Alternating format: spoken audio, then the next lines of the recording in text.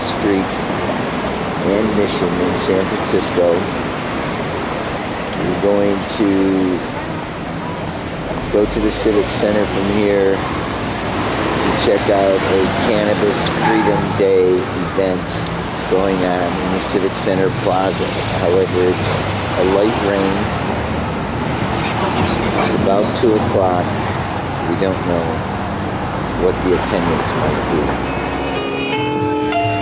Blues, 21st century blues, they're getting me down.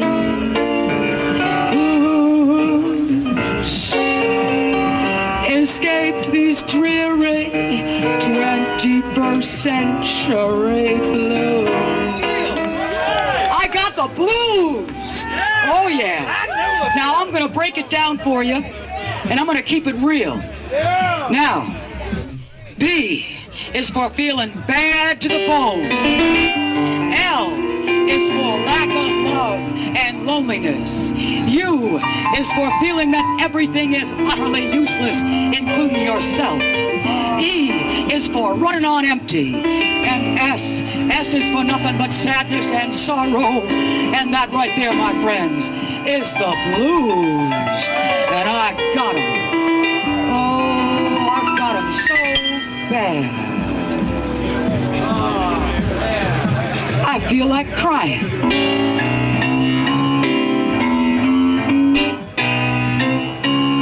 I got a right to sing the blues. I got a right to feel low down. I got a right to hang around down along the river.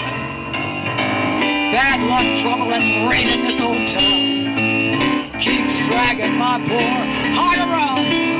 All I see for me is misery. I've got a right to sing the blues. I got a right to bitch and moan and sigh. I got a right to sit and cry down along the river. I know the deep blue sea will soon be calling me. I'm depressed, say what you choose. Oh, I'm gonna sing the blues.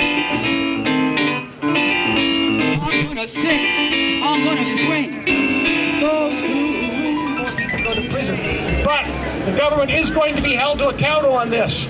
And this issue is going to be appealed to the Ninth Circuit here in California. And I have confidence, actually. I have real belief that the Ninth Circuit Court of Appeals will listen to the people of California and respect the vote of the Californians who approved medical marijuana.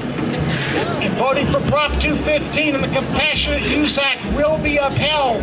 And the federal government will be told to respect the right of people to have and grow their own medicine. How many people out here actually are not patients and feel sort of good today, but still like to smoke some pot from time to time? All right, well, it's actually the majority of the pot smokers out here in California. It's time to come out of the closet and stand up for our rights, because we're going to win this issue. We're going to get a regime change, whatever it takes, and we're headed on to a new age. Yet again to celebrate Cannabis Day.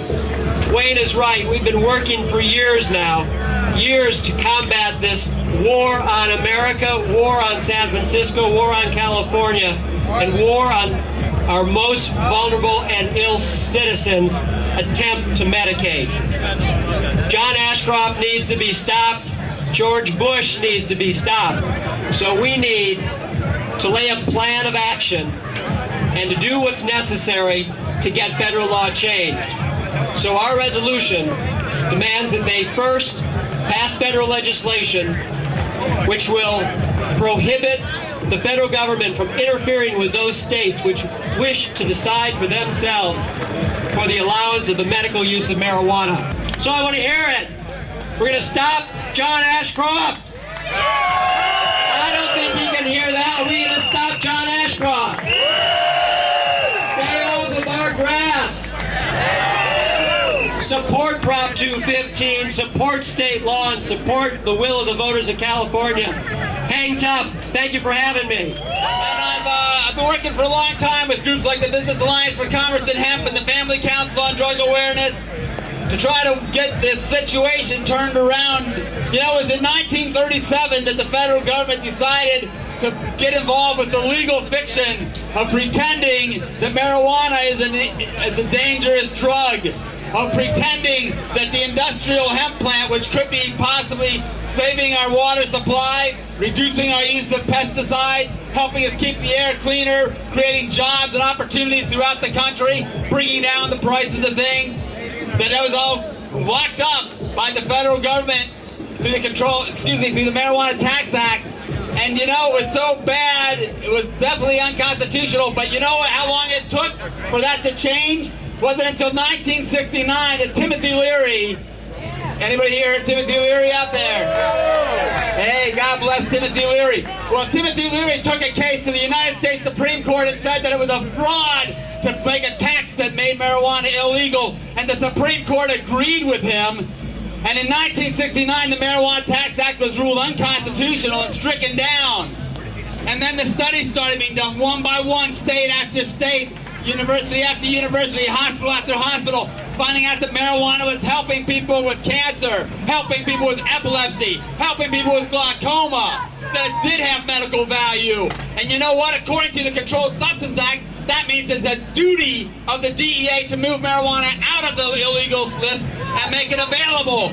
But did the DEA obey the law?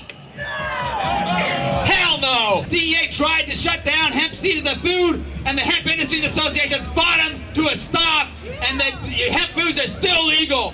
We're going to fight them on medical marijuana. We're going to grind this fence to a stop. We're going to turn over this government and bring back liberty, justice, freedom,